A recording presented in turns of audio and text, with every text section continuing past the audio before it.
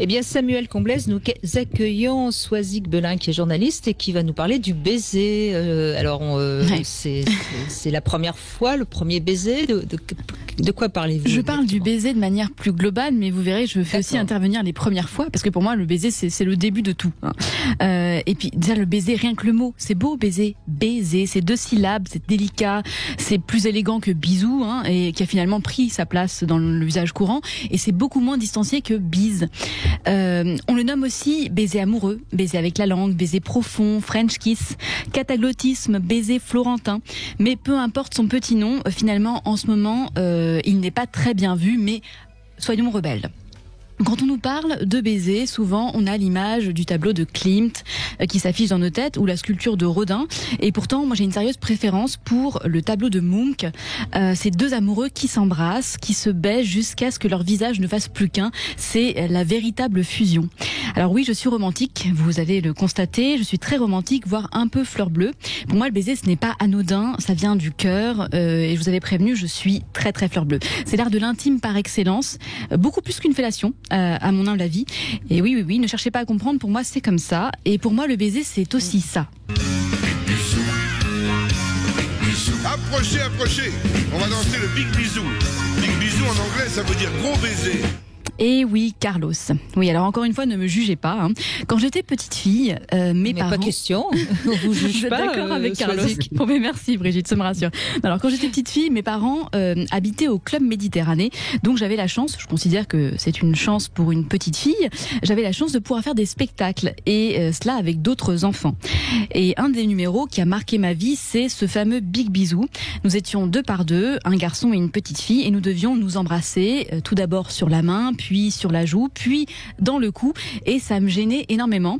Mon petit camarade était très charmant, au demeurant, mais cela s'arrêtait là en fait. C'était très gênant comme approche, je trouvais ça baveux, en fait un peu dégueulasse, pour être sincère avec vous. Mais bon, assez parlé de moi. Le baiser, comme nous avons parlé des premiers émois, des premières fois, c'est un peu le passage obligé, c'est le premier contact. On se souvient tous de son premier baiser, même peut-être plus que sa première fois. Je ne sais pas ce que vous en pensez, Brigitte. Vous personnellement, est-ce que vous vous souvenez de votre premier baiser? Pas du tout. Alors vraiment pas du tout. Décidément. Non. Et vous, Samuel? Pas trop non plus, non. Non, hein. Voilà, bon ben voilà. C'est loin de ça. Bah voyez, on est moins romantique que vous dans les statistiques, mais les romantiques s'en souviennent certainement, enfin les très fleurs bleues en tout cas. Sûrement. Et je suis allée à la rencontre d'Élie, c'est une adolescente de 15 ans, et voici comment elle nous raconte son premier baiser.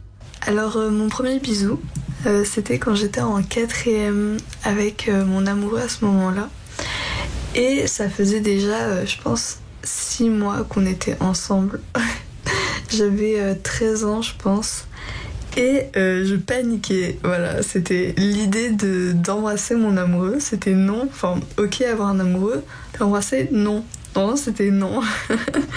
Et tout le monde me disait, mais Ellie, what the fuck, enfin, juste embrasse-le, c'est pas compliqué. Abuse pas quoi. Et je fais ok, bon bah merci pour vos conseils, je vais l'embrasser du coup. Donc je suis allée le voir, j'ai fait bon bah du coup faudrait peut-être s'embrasser un jour. Voilà, je paniquais intérieurement. Et il m'a dit bon bah ok, on s'embrasse. C'était aussi simple que ça, ça faisait 6 mois que je galérais, en fait c'était très simple l'approche. Donc il m'a embrassée, je l'ai embrassée et franchement ça s'est super bien passé.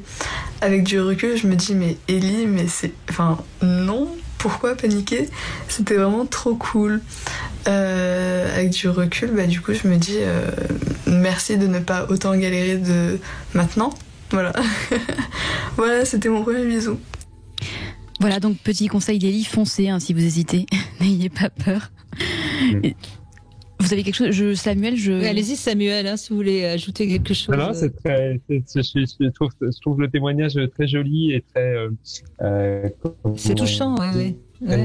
Très spontané et très touchant, et c'est vrai que c'est souvent ce qu'on entend de la part des adolescents, de se dire bon, en fait c'était que ça quoi, je me suis fait une montagne de quelque chose que j'imaginais grandiose, intense, compliqué, et je crois que souvent la première fois est chargée d'une obligation de perfection.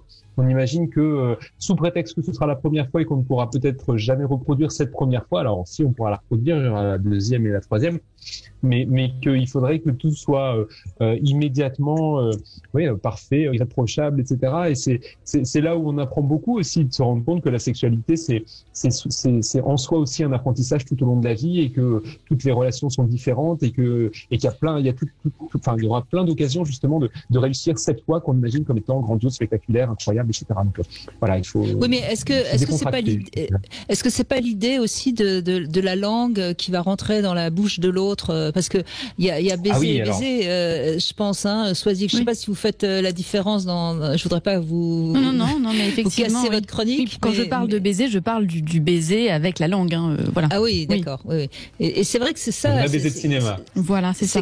C'est quand même la première pénétration dans le corps de l'autre, quoi. Et quelque chose de très intime. Et puis surtout que quand on est un enfant, on fait des baisers à ses parents, on fait des baisers à ses copains. Enfin voilà, c'est le baiser plus soft. Donc là, c'est un baiser d'une autre dimension et qui, au-delà même du geste, et vous avez raison, c'est vrai que c'est une autre façon d'être en contact avec l'autre. C'est aussi une autre façon de dire quelque chose à l'autre.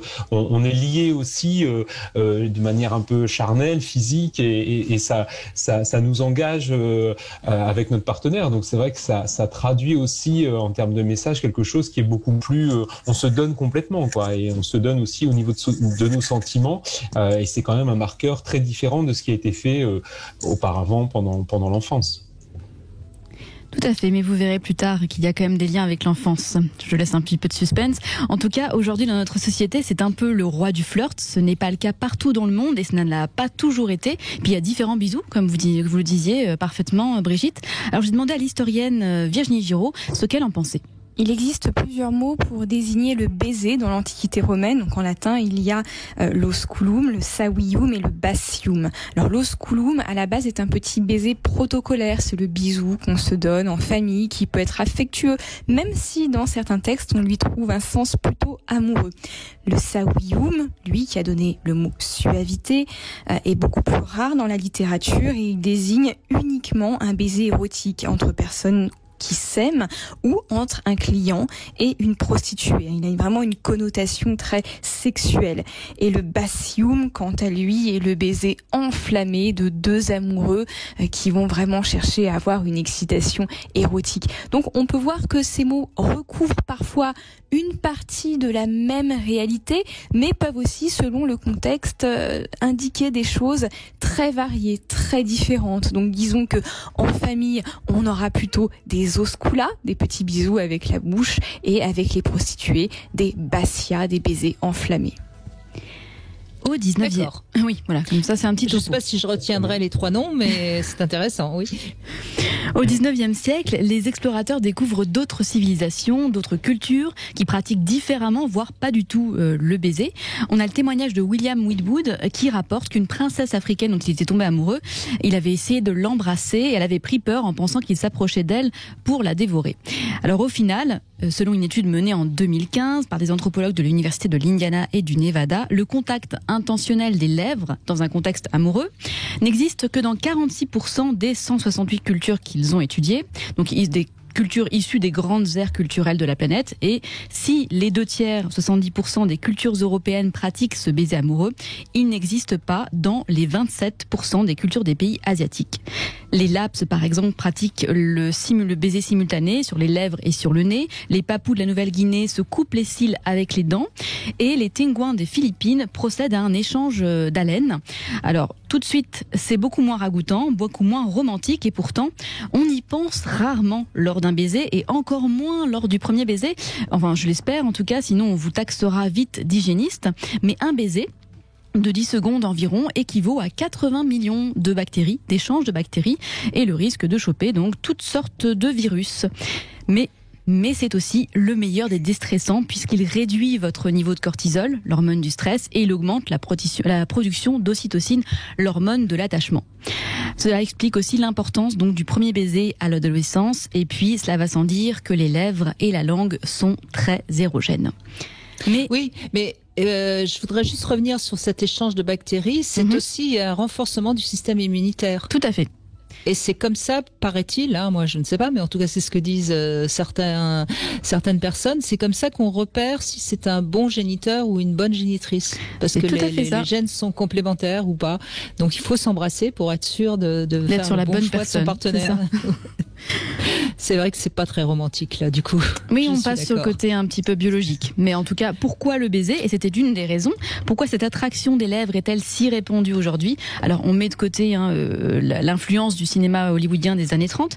Certains spécialistes se sont penchés sur la question. Pour Thierry Codé, qui est un biologiste français, le rôle du baiser favoriserait l'exploration du système immunitaire du partenaire, avec l'échange de salive.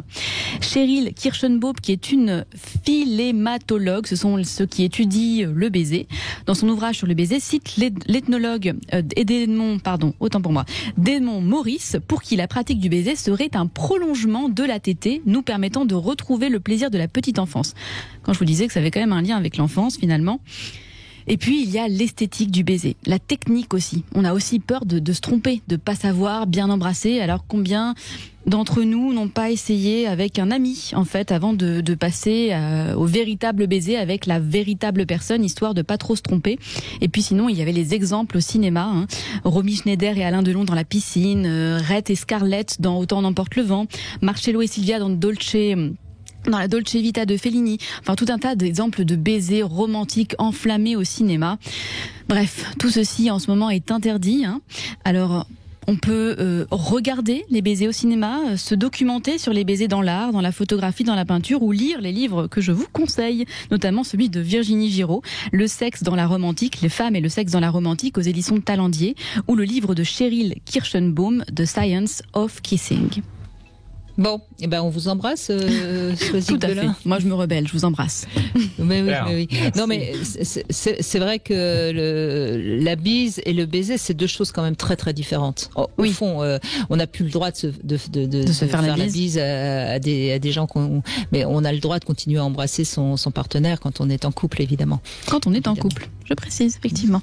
Oui, mais cela dit, j'ai eu un appel ce matin d'un copain qui justement en ce moment est seul, et il me dit mais c'est insupportable parce que je chatte sur les sites de rencontres, mais on sait même pas où se rencontrer, on va pas se rencontrer directement chez soi, on peut plus aller dans un bar, on peut plus aller dans un café. C'est terrible l'époque qu'on vit, hein. Ouais, très compliqué, très compliqué. Merci en tout cas Soisic Belin de ce petit tour d'horizon du baiser.